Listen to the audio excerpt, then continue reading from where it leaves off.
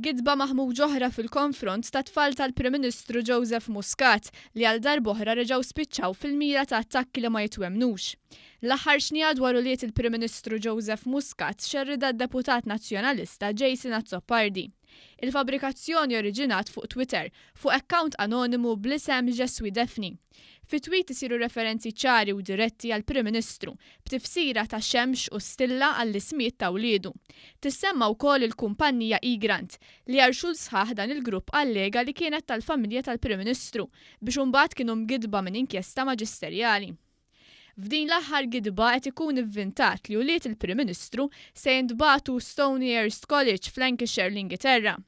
Din il-gidba ġiet ripetuta mid-deputat nazzjonalista Jason Azzopardi li allega li l-Prim Ministru qed iħallas 70,000 euro biex uliedu jintbagħtu f'din l-iskola.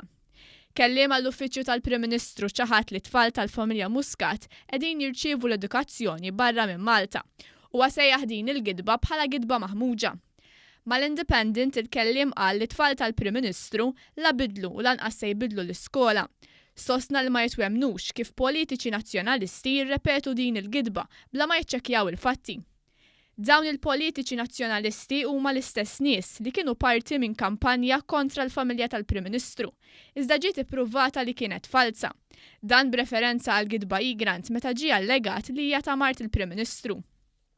Huwa tal-mistħija kif ma talmu xejn mill-Prim Ministru li l-qraba ta' politiċi m'għandhomx jidħlu fl-arena politika, partikolarment meta jkunu fabrikazzjonijiet, żied il-kellim. Għal darb'oħra din kienet allegazzjoni bla bażi bil-għan li esponenti tal-Partit Nazzjonalista jattakkaw lill-Prim Ministru u lill-familtu.